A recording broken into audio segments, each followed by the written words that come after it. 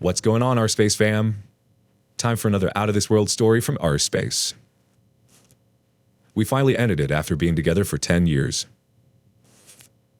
We started dating when we were 19 and got married at 24. I always thought we'd be together forever.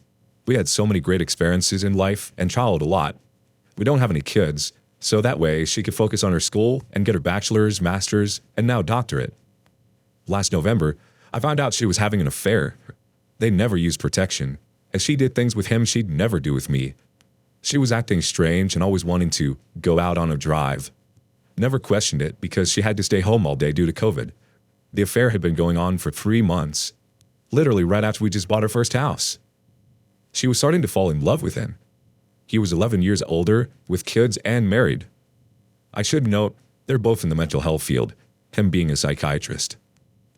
After talking with her in marriage counseling, I decided to learn to forgive and make it work. I still really loved her and wanted to be with her. As time went on, though, she was starting to become more distant with affection, communication, etc. Until the point that about a month ago, she wanted to stop kissing and wearing her wedding ring. I was living in purgatory, stuck. It hurt so much, but I thought that's what she needed to heal. I should mention that she states she was in pain for years before the affair because of how I was to her. Looking back, there are a lot of times I was very disrespectful and heartless. She was working full-time, going to school full-time, and doing internships. Yet, I still expected her to make dinner even though I could have easily done it. I used her as my only support for depression. I told her I wanted to die several times. When COVID started, she had to be in the office, and I would be on the other side of the office getting drunk and playing video games loudly, and other instances. But I still bought her flowers, went on adventures, gave her massages, showed tons of affection. I know I wasn't perfect, but I still thought I showed her love and support. Right before the affair, we were arguing a lot and I recommended therapy. Her being a counselor refused, now knowing it was because of pride. 2 weeks ago, she said she didn't want to be with me anymore, and said she wasn't in love with me and that too much damage had been done. I was in pain from how she was towards me, that I was devastated but ultimately agreed. After a couple days, she wasn't sure if she made the wrong decision. I was so hurt by lack of affection and her being distant that I told her it didn't matter, I was leaving. Friday, she said she finally told her family we were splitting up, saying it made it official. I realized that I screwed up. I was trying to be strong, doing what people said would be the best thing to do, but I realized how much I love her and want to be with her. But she's already checked out. My best friend for 10 years. I'm in a city that I moved to so she could be with her family.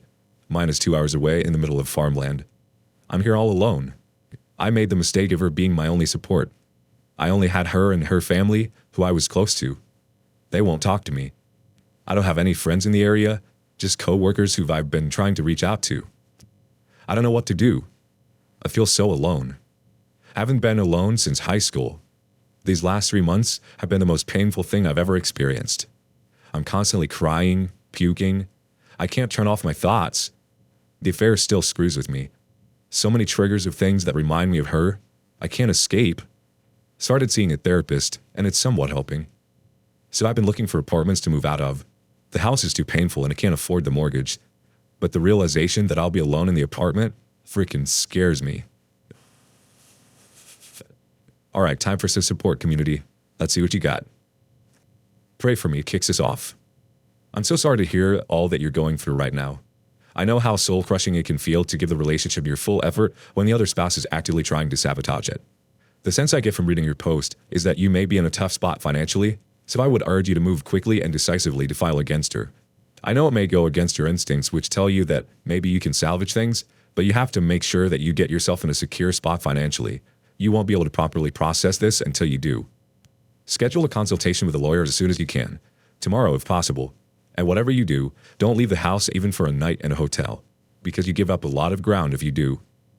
The lawyer can tell you for sure, but it sounds like you supported her through her education process. You should ask for that time and money to be paid back to you. She took your support, put you in a difficult spot, and then cheated on you. Make sure that you get compensated for that. And hang in there. I know things seem bleak, but the legal stuff is the first step on a road to recovery and finding someone who treats you like you deserve to be treated. The OP's response: thank you for your post. I think I've decided on going for a dissolution. She hasn't fought me on anything. I just decided to split finances down the middle. Even though she was in school, she still made more than me. I have the debt on my credit card, and she has her card and 100K in student loans, so I won't have to worry about that. I haven't left the house. I'm staying in the guest bedroom, which I've been in for about a month now. All right, moving on. How long have you stayed with your cheating partner after you found out? What an odd question. I'm getting to the point I don't love her how I should be anymore. 10 years together, almost 11. She cheated on me with a bloke from the bar she worked at 2 years into our relationship. They had sex twice. I knew about it. We worked that out as best we could, and eventually it was pretty harmonious. We had one child, then another. They're 7 and 3 now. 2 years ago, I found out she was messaging some bloke at her new job. Quite a lot. X is at the end of every message. When you know something's up and you can spot these little things. She denies still to this day nothing happened and they were just friends. Back and forth deleting him off social. Months goes by and he's back on a different platform, hiding things, lied to me about messaging him or whatever it was to do with him. This went on for over a year. I'm a wreck at the end of it. Paranoid mess. Depressed and became an insomniac. Eventually, I plucked the courage up and left her. Went out and rented a room and ended it there and then. I lasted one night. I got so drunk and hated myself all night, crying, wondering what I've done to deserve all of the feelings I'm feeling. I came back home and reconciled as best we could. She said she was sorry and same old garbage. I'll never do it again. I'm sorry. You mean everything to me. I tried. I really tried to make things different. I found out a month later she was already sexting a new bloke the night I left. She said it's because I left her and she was lonely. Normal service resumes. Delete the blokes off social media. Pinky promise, I won't do it again. This was a year ago, to this day nearly. Nothing since, and she has been very nice and trying, etc. All I can say is, I feel like a vessel, not a person. The only joy I have is my children. I don't love her the way I should. I love her in the sense that I would do anything for her to keep her safe, and I wouldn't see her hurt. You know what I mean? She's the mother to my kids, after all. I know I need to leave her, but I'm such a coward to do so. Didn't have the greatest upbringing. My nearest family is miles and miles away. We live together along with our children and her mother and father. I feel trapped almost. Anything bad happens between us, I'm singled out. I know what I need to do and I've planned it, but I can't seem to just do it. I think I would hurt her leaving. I know it would hurt my kids. Has anyone else just suffered in silence so they don't hurt anyone or their kids? Am I being selfish and not putting my kids first? Community probably has a field day with this one. Fishaman starts us off. You're worried about hurting her, but think, if you were about to walk into the path of danger, the path of a car, say, and someone roughly pulled you out of the way, would that not be better? Your missus is on a slippery slope to treating people badly and allowing herself to be the worst version of herself. Even if this does hurt her, it'll be more beneficial for her in the long run. It's a hard, painful lesson in self-reflection. She needs to look at the worst parts of herself and learn how to deal with it. But a few of us do that willingly, and if she's not careful, she's going to hurt herself, her kids, and others in the future. I know, because both my parents have acted like that. Both have used it as a weapon, and I was stuck with a fidelity fixation long before I got cheated on. In answer to your question, it's been just over 4 months for me and my wayward spouse. It's rough. Every day hurts. Do what you can to look after yourself, dude. I wish you all the best.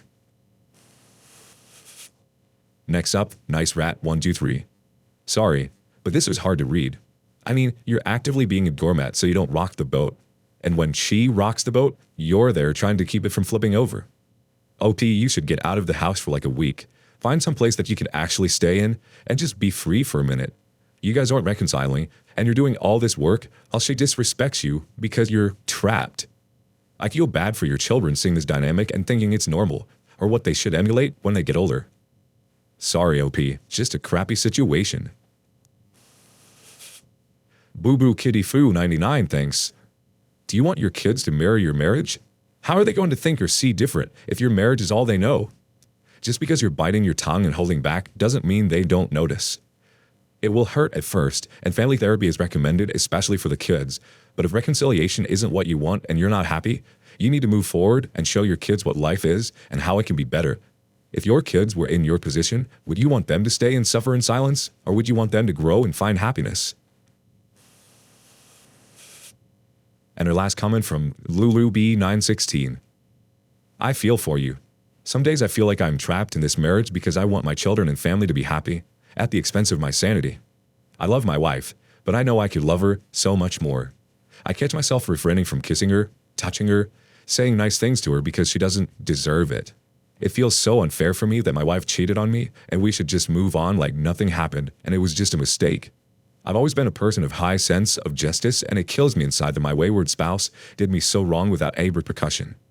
Yes, she feels guilt, is ashamed of her actions and hate the fact that I am miserable, but she doesn't feel the trauma I feel. She didn't go through the depression like I did. She could still eat and sleep during this dark moment in my life. I truly believe the only way serial cheaters really change is to lose what they have in order to rediscover who they are. They need to lose their sense of entitlement. Best way to put up with our current situation is to pat ourselves in the back every day that we are the better person. Every time I have a bad day full of triggers, I look at my 2 daughters and they remind me how much I mean to them.